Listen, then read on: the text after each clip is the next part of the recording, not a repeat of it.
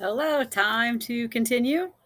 The only quiet place inside my house today was outside, so we're going to read chapter 36 outside today. So, Maniac is at the McNabb's house, and we talked about how different that was from the Beals and just kind of what a terrible situation it was at the McNabb's. The deal was if Russell and Piper went to school for the rest of the week, Maniac would show them the shortcut to Mexico on Saturday. He figured if they all managed to survive till then, he'd come up with something. It's pretty interesting that Maniac made a deal with them to go to school. So even though Maniac himself hasn't been going to school, we know he still thinks education's important and still thinks school's important. He just said he wouldn't feel right leaving school and having nowhere to go at night. He said school's your day family. He's not going to go until he has a nighttime family. But he still cares about school enough to try to make Russell and Piper go. And it doesn't seem like anybody else at their house maybe cares about him enough to make them go. So on Saturday, their boys had their paper bag packed, and Maniac had a new deal. Go to school for one more week, and he would treat them to another large pizza. Besides, he said, crossing his fingers, this was volcano season down in Mexico. The whole place is a sheet of red-hot lava. Better wait till it cools down. They bought it. And they bought the same deal the following week. But school was agony for the boys. It had to be worth more than a pizza a week. But what? The brothers thought and thought about it and soon began to realize that the answer was sleeping between them every night. Think about it, guys. This is Maniac Magee. He's famous in that town. They could probably get all kinds of things from him to go to school. Ever since the famous Maniac Magee had showed up at their house, Russell and Piper McNabb had become famous in their own right. Other kids were always crowding around and pelting them with questions. What's he like? What's he say? What's he do? Did he really sit on Finsterwald's front steps? Is he really that fast? Kids started giving them knots to untie, sneaker laces, yo-yo strings, and saying, ask Maniac to undo this, will ya? And then the really little kids referred to him as Mr. Maniac. The McNabbs ate it up. In the streets, the playgrounds, the school, it was the attention, not the pizza, which was the real reason they put up with school each day. They began to feel something they had never felt before. They began to feel important. What a wonderful thing, this importance. Waiting for them the moment they awoke in the morning, pumping them up like basketballs, giving them bounce. And they hadn't even had to steal it. They loved it. And the more they had, the more they wanted. And so when Maniac tried to cut the next pizza for school deal, Russell answered, no. No? Echoed Maniac, who had been afraid it would come to this. No, said Russell, we want something else. Oh, said Maniac, what's that? They told him. If he wanted another week's worth of school out of them, he would have to enter Finsterwald's backyard and stay there for 10 minutes, screeched Piper, who shuddered at the very thought. When Maniac casually answered, okay, it's a deal, Piper ran shrieking from the house. So on the next Saturday morning, Russell, Piper, and Maniac set out for Finsterwald's house, about 7 blocks away. They took the alleys. Along the way, they were joined by other kids who were waiting, their eyes fearful and excited at once. By the time they got to Finsterwald's backyard, at least 15 kids huddled against the garage door on the far side of the alley. Maniac didn't hesitate. He walked straight up to that back gate, opened it, and went in. Not only that, he went all the way to the center of the yard, turned, folded his arms, smiled, and said, okay, who's keeping time? Russell, his throat too dry to speak, raised his hand. For 10 minutes, 15 kids, and possibly the universe, held their breath. The only sounds were inside their heads. And inside their heads, of course, they heard the moaning and wailing of the ghosts of all the other poor slobs who had ever blundered onto Finsterwald's property. To the utter amazement of all, when Russell finally croaked, time! Maniac Magee was still there, still alive, smiling, apparently unharmed. Even more amazing, he didn't come out. Instead, he said, say, you guys, how about adding to the deal? If I do something else while I'm here, will you make it the next 2 weeks of school? What are you going to do? Stammered Russell.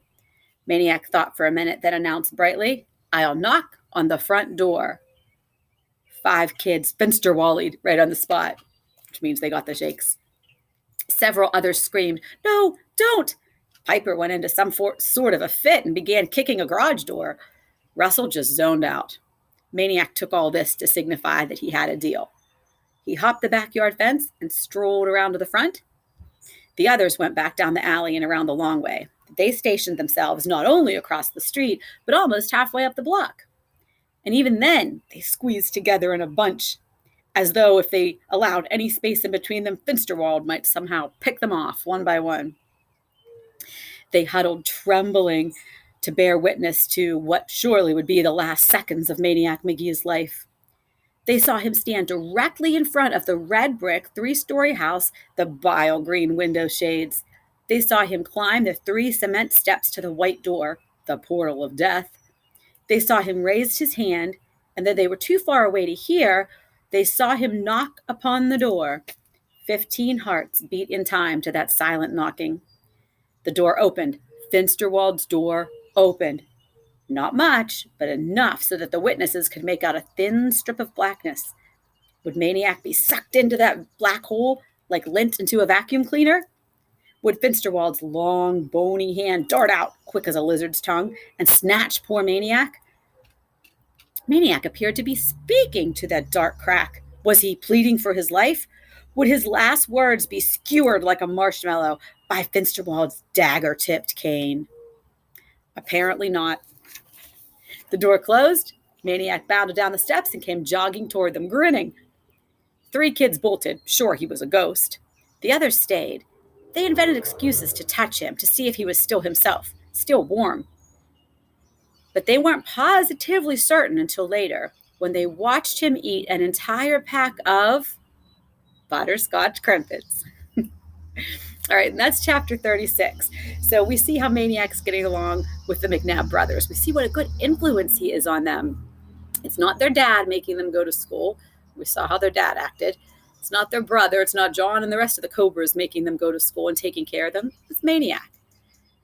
So it seems even though Maniac's living with them, they're not taking care of him. He's taking care of them. All right, let's see how it continues here with one more chapter today, chapter 37. And thus began a series of heroic feats by Maniac Magee. At 20 paces, he hit a telephone pole with a stone 61 times in a row. I think that's pretty impressive because I'm not a very good aimer when I throw. When the once-a-week freight train hit Elm Street, he started running from the Oriole Street dead end on one rail. Remember how it said before, how he ran right on the rail? And he beat the train to the park, no sweat. He took off his sneakers and socks and walked, nonchalant as you please, through the rat-infested dump at the foot of Raco Hill. I wouldn't recommend trying that one. The mysterious hole down by the creek, the one you would never reach into, even if you dropped your most valuable possession into it, he stuck his hand, his arm, all the way to the elbow and kept it there for the longest 60 seconds on record. And then he pulled it out dirty, but shockingly still full of fingers. He climbed the fence at the American bison pen at the zoo. We know he has a special relationship with the buffalo there, right? He had suggested this feat himself, everyone else scoffing, doubtful that he could do it. And while the mother looked on, he kissed that baby buffalo. And so it went through February and March of that year, 1 feet a week. To much of the town, hearing about these things, it was simply a case of the legend adding to itself, doing what legends do.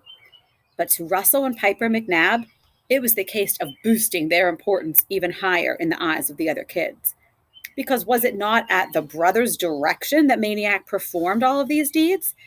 And who, after all, is more amazing, the lion or the tamer?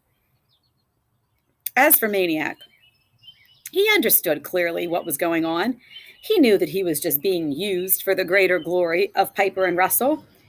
But he also understood that without him, they wouldn't be going to school every day. For the McNabbs, there was nothing free about public education.